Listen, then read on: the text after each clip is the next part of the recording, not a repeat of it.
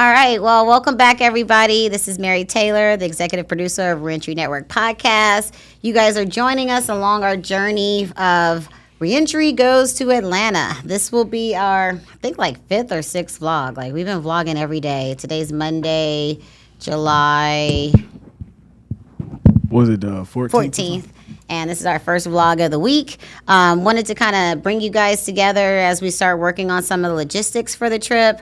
We have to figure out how we're going to get there, how many people are actually going, what airlines we're going to take, which hotel we're going to stay in, or if we're going to stay at Airbnb. Like, we got to start figuring all that stuff out. But before we go into all that, I just want to kind of introduce you guys to my co-host for the day. To my right, we've got Eastside K-Boy. You want to say hello to the audience? East the deal. It's your favorite Eastside K-Boy. What's happening? And then on the right of K-Boy, I don't we've like got Mary Sensei right now, you guys. We back once again. Back to back. We hitting y'all. Stay tuned. So before we started filming, I actually took K-Boy to lunch today to kind of like brainstorm what we're going to talk about, brainstorm some of the music that we're going to have our artists perform when we go to Atlanta. And it really like must have struck a nerve with K-Boy because he is heated right now. He might not look heated to you guys because he's calmed down a little bit, but he was not happy with what Miss Mary was saying and how I plan on moving and in terms of the music stuff. You know, Eastside K-Boy is an established artist. He has very specific ways of doing things. I have no foot in the game in this industry yet, but I already have a specific way that I want to do things, and that's where the clash started. So you want to bring him up to speed? You want to talk about how you're feeling? She has no knowledge of anything in the world of music at all. And she wants to try to implement a certain way how she wants artists to record in the studio because it's her studio. Cool, right? So no rules is implemented. I get it. Everybody shouldn't be in a session. I get it. So if we was out and we go book a big studio, it's a lounge area for your homies and your people to come in. Everybody shouldn't be in the studio in the recording process, especially nowadays because a lot of people don't really use the booth anymore. That shit is like, that's the traditional way. Right we have the mic next to the engineer. That people usually do it. And it's low-key the standard to really come off the top and record line for line nowadays. Yeah, with punch in rap. Yeah, sure. A lot of people don't write anymore. She's conflicted thinking that it's more people still writing than doing that. I told her not in this generation. It's more people recording like that. So she thinks that she could just come in the studio and tell the person that, no, you not rapping like that. You can't punch in no more, Kai. You can go line for line, but you got to know what you're saying. So I said, that doesn't even make sense because I'm not going to go line for line if I already pre-wrote it. Because then it'll be written. It'll be written, yeah. So I don't need to go line for line. I'm going to just go 16 or 12 bars straight.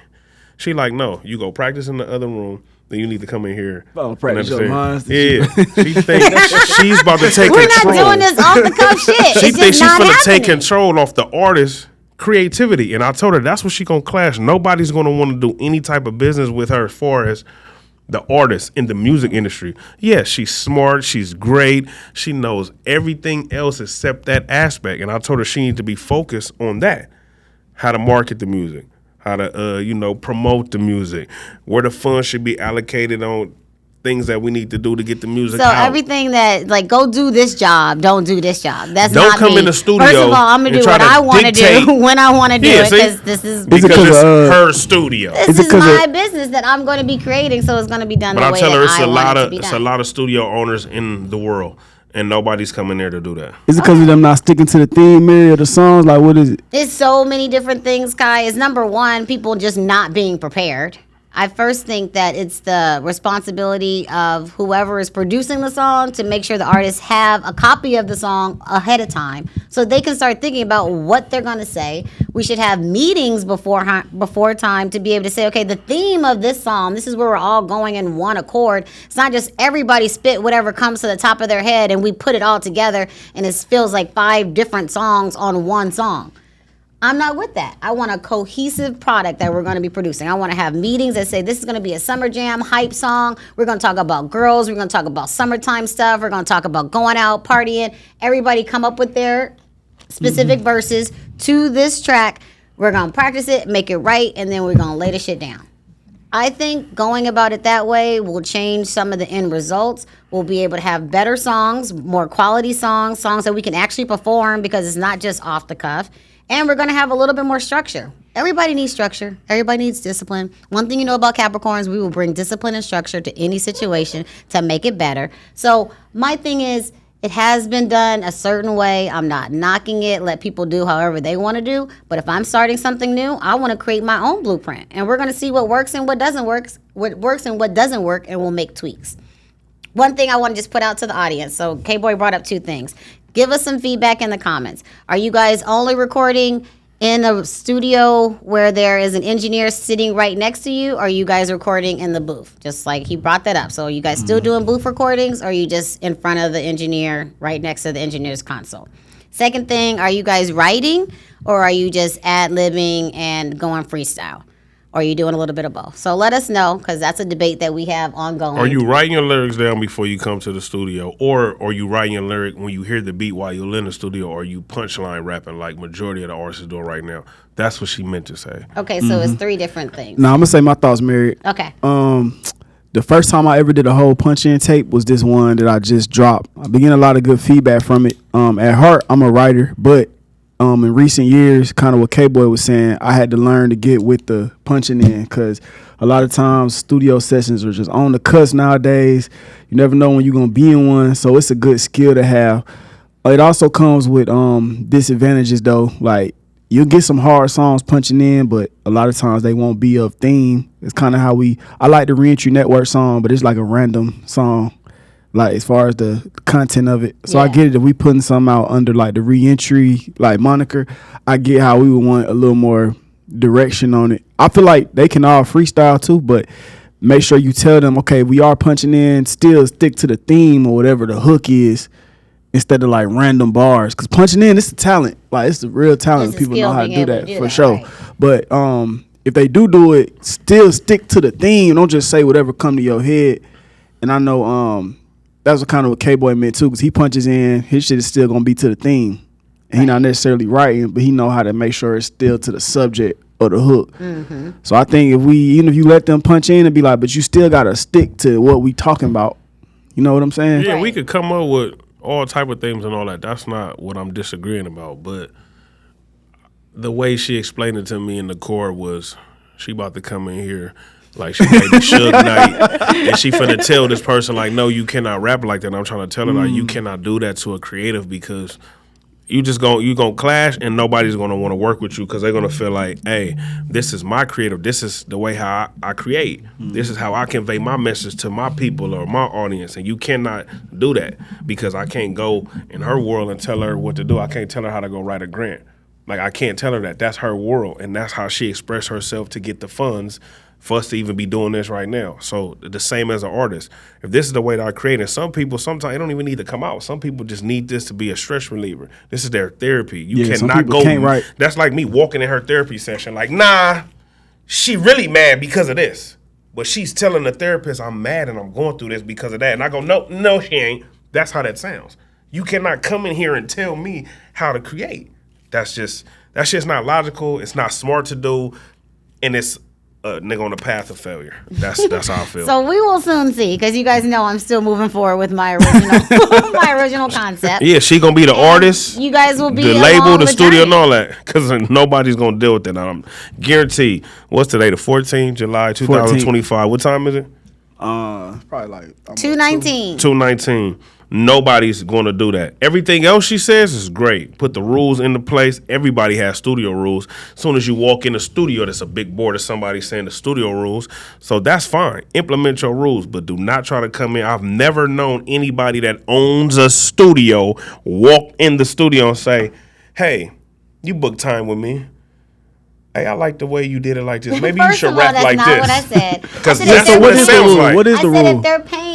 If they're paying for studio time, they can do whatever they want if they're paying for studio time. Even if they don't creatively. But if these are the artists that we're developing, and we have a project, like we're working on our Summer Jams 2025 EP, we're not going to continue to have them just pull up the day of recording without having heard the track.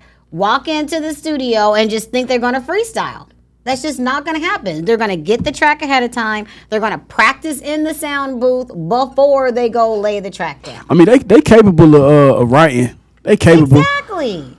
I think you made them write on. I think you made BFB write on No Profanity. On No Profanity and on the Christmas album. What if they write half and then punch in and it's still to the theme? Would you let them? I would be cool with that as long as they do some kind of practicing in the booth. Like, you can't just go. You don't just be a tennis player and you just walk into the fucking US Open and you just start playing.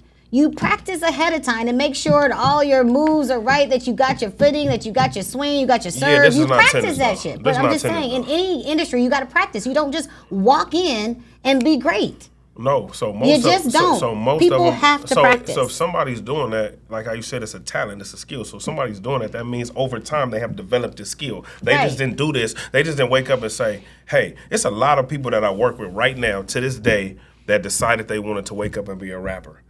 And the way that I write the music is the same way I write the music myself. I just go do the song myself, give it to them, and they practice the song to learn the lyrics like they wrote it themselves. Oh, you talking about when you get them what they gonna say? Exactly. Oh, so okay. at the end of the day, yes, but I'm still developing them and shaping them. It's easier for them because all they got to do is learn the song. That's it. They don't got to write shit because I'm the ghostwriter.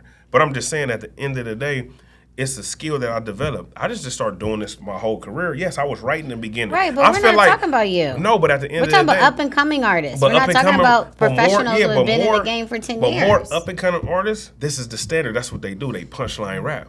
And I don't even know when I started doing it. But that's what I'm saying. Why is it the Wayne, standard? Because people don't like to read and write? Because people don't like to practice? People don't like to put in the pre-work? People just want to show up and think that they're great and not like even... these microphones. Whatever these are, these could be the standard. Sometimes you get a lot better quality product if you did a little bit more practice. No, that's fine. But these mics can be the standard podcast. I don't know. I'm not a podcaster. But these can be the standard. It becomes a standard after somebody great does a podcast first and say this is the microphone they use. Yeah, the Shure mics are the standard. So please send us some additional mics because we need them. No, for sure. But no, just like rappers. So the first person that we heard, it's probably a lot of people that done it before them, but the first people that we heard in our generation was Jay-Z doing it, and then Wayne. But Wayne used to write too. But when that Squad Up CD, when he said that was his last time of him rapping all the raps that he wrote. Okay. I agree with Wayne when he says it doesn't give you like a real feeling when you pre-write it. It's like you being creative, just come up with a dope song. But when you're in the moment, in the feeling, you get what I'm going through right then and there. And I was like, damn, I agree with that. So I started practicing that too. Like, all right, I'm gonna go to the studio and do the song there. When I was younger, yes.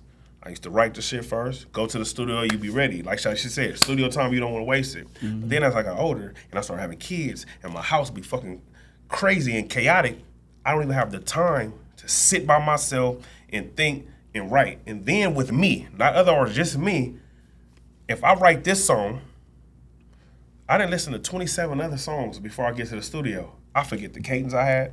I forget the way that I would deliver it when I wrote it. I hate when that happens. I'm not gonna lie. Yeah, because you're listening to outside stuff too. Not purposely. You could just be driving in the car listening to the shit. Sometimes you don't won't hit the same. necessarily drive in the car and be like, I'm just gonna just practice this rap all the time because life is going on. So you might be going through something, put on your favorite song. You might be sad and listen to Rod Wave. By the time you get to the studio, you like, damn, it's wrote right here, but how the fuck I come off when you're in the moment? You got a little bit of a heads up or a roadmap. You just come in blind with nothing and you heard all these other songs. Now you're listening to Rod Wave. Having the beat helps a lot. Having the beat helps for sure.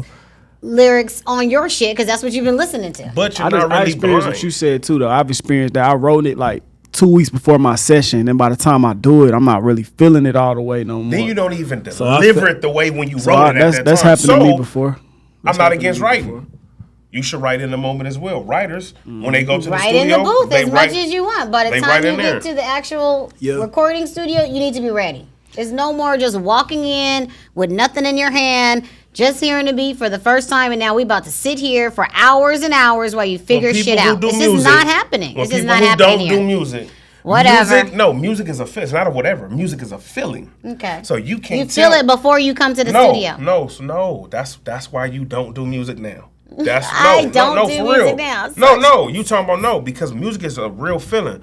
The beat talks to me. So you can't listen to the song ahead of time and be in the feeling, huh? No, because guess what? The beat talks to me, right? Okay, so you artists out there, do you guys listen to the songs before you just hear the song right now and then you're about to just go in the booth? Just let me know about that. Because guess Comment what? in the chat box. Because guess what? It's a thing called from scratch. Okay. And most people want to do music from scratch. Well, I think we beat this horse dead. Let's move on to the next topic. No. Because we're not going to agree. We just got to see what the people are talking about. They will either prove you right. Everybody's going to be on my side. I already know that. But anyway, I'm trying to get her so she can understand. She's thinking this. And it's ideal to know both too. No, but this is what happens in the industry a lot of times when people rather do it there in the moment. Right now. So the homie do a song that I'm actually on. Tuski just came out. Jill, he's doing this thing right now. I've been seeing him. Yeah, that's Tiny Gotti's nephew. Mm-hmm.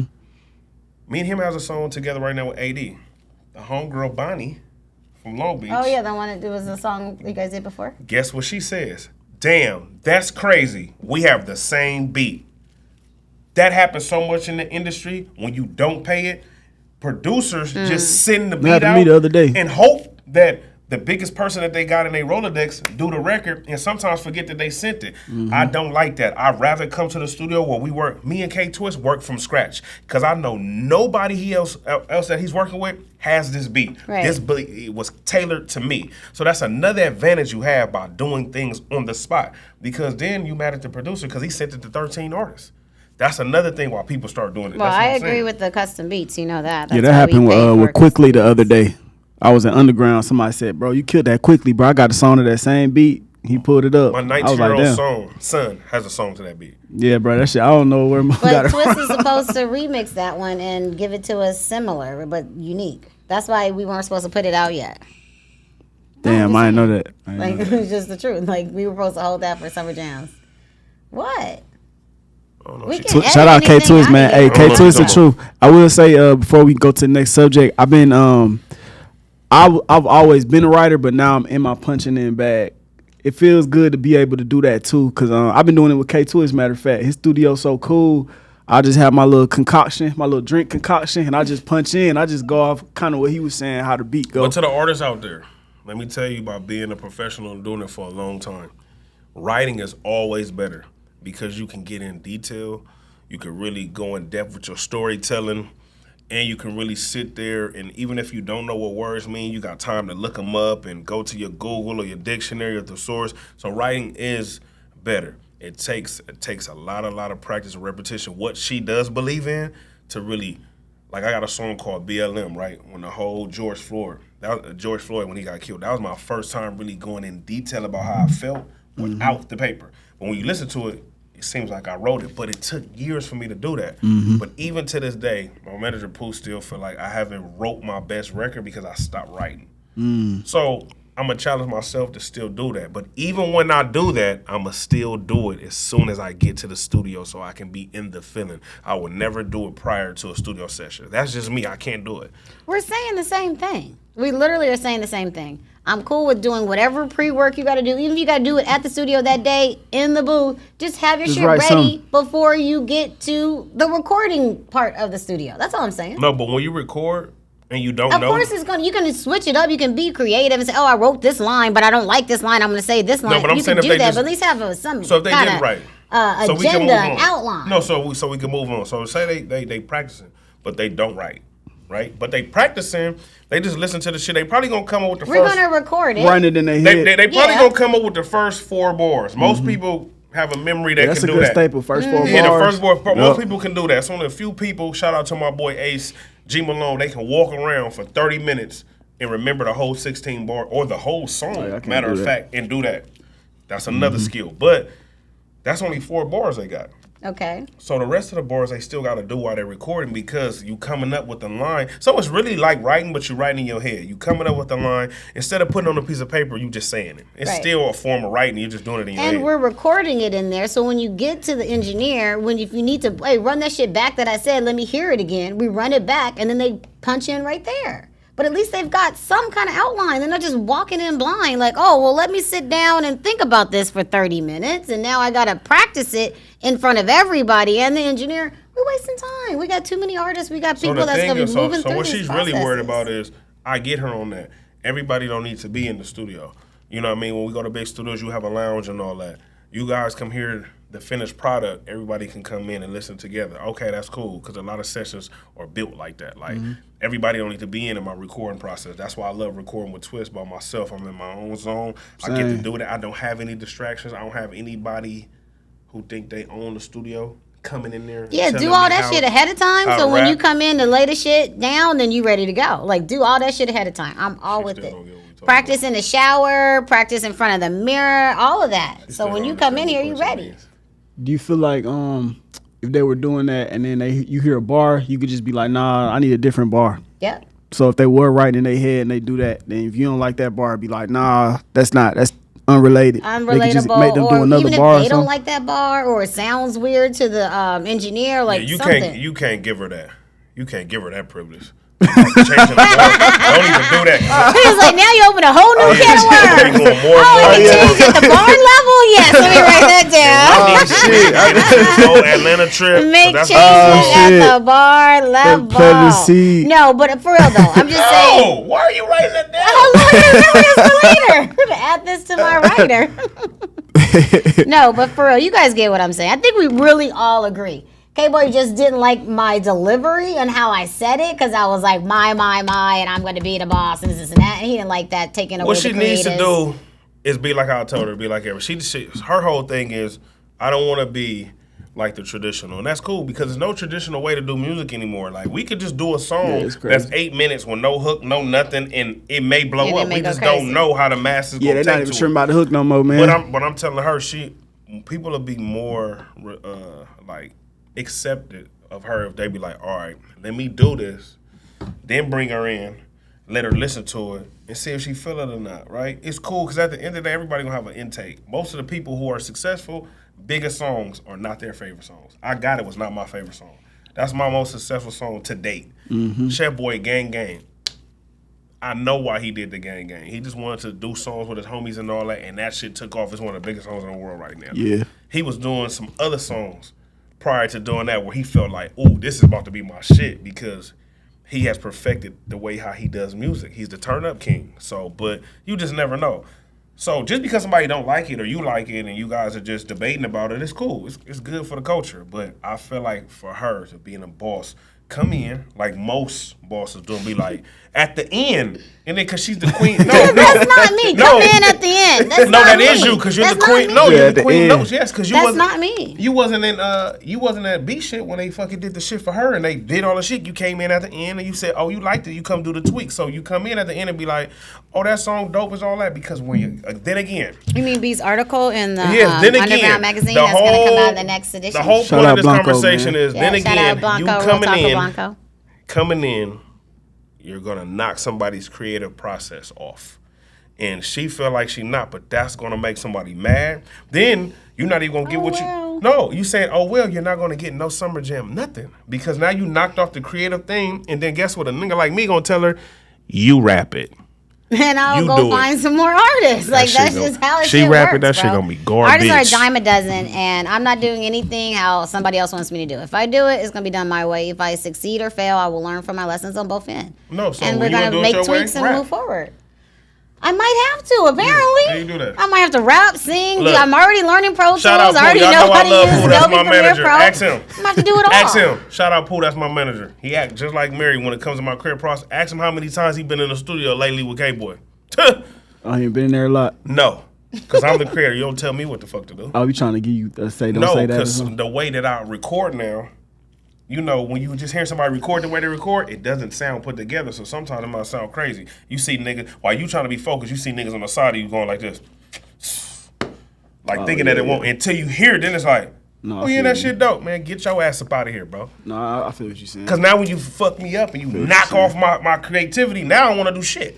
This was the K-Boy that was in the car, all pumped up, so I wanted you guys to see this. So this is good. But yeah, we'll circle back around. We would love to hear your comments. Tap in the comment section. Let us know. Do you agree with him? Do you agree with me? Do you kind of see both sides? Team K-Boy, we're going to the top. Like, let us know your thoughts. All right, let's switch gears just a little bit. Everybody take a deep breath. Drink some water. Take a deep breath, K-Boy. That's a good topic, though. There we go. It is a good feel the topic. same. No, you take 4 of them. Supposed to take 4 in a row. All right, but let's just switch gears real quick. Talk about Atlanta. So we need to really start honing in on the logistic stuff. So we got to finalize the dates that we're going. We got to finalize how many people are actually going. I really need to book the flights this week. The hotel, a little bit easier because we just need to reserve the hotel, just give them a credit card to reserve. And if you need to cancel, we're okay with canceling. But the flights, like once we book them, they're going to be pretty much set in stone for whoever we book them for. Mm-hmm. So right now on my list, I've got 12 people. I'm just laughing, guys, because this is real time and this is not scripted. So I got to go, but before I go. You got to go. Mary. How you leaving in the middle of the Mary interview? wants to put everybody on spirit. Where are you going? Hello, this was the part that I needed to film, K-Boy. I didn't need to film the other shit. This is the part. No, I know. But I want to keep calling and calling and calling and calling. Okay, well, go make your call and come right back. I mean, I don't understand like how we get put on hold because you got a phone call while you at work. Because this is real time. And I'm Eastside K-Boy. There's no such thing as work. Fucking celebrity. Fucking work. Clip it. Yeah, because we can't put that out. They be like, so the nigga don't work and he still get paid. What kind of show are you running over there, Mary? All right, so Kai, we've got 12 people that I have on the list. I'm just run down the people. Okay, I was about to ask you. And some of these people may or may not be able to go based on recent circumstances that we won't mention. Yeah. All right, so sure. Baby Moving, T3, no specific order. Baby Moving, T3, Kai, K-Boy, Blanco, KT, Capers, Nessa, Maite, Rock, Mary, G-Mac. Right. So I haven't asked Maite yet. Rock, Mary, so we got to confirm with Maite. G-Mac. Nessa. 2 other people that may be maybes just because of personal circumstances. Mm-hmm. So that could get us down to 9. Yeah. But it would be between 9 and 12 people. And the mentors would just be me, you, Rock, and K-Boy, and Maite. I mean, yeah, most of them, all of them been before, so I feel like nobody's not able to take care of themselves. So I don't think we need a lot of babysitters on this trip. No, yeah, I think that's a smooth batch for sure. We might need one babysitter for the person behind the switcher, whose name shall not be mentioned. Yeah, she won't be named. Nah, yeah, she good. She said she gonna be good this trip, so we'll see. Yeah, she good. So I'm looking at between 9 to 12 people. Okay. And then based on the 12, I looked at Southwest first, and Southwest round trip was $350 per person. I looked at Spirit. Spirit was actually just about the same, like $297, something like that. Mm-hmm. But the Spirit flight was a nonstop. The Southwest, we have a stop in Denver. And then Spirit, they charge for all those add-ons. Like I used that price because originally it was like $77 each way if you took no bags, no nothing, just got on. That's the only way to maximize Spirit. You don't take nothing. You just sit. You sit a seat. So adding on the other stuff, it went up to like $2 something.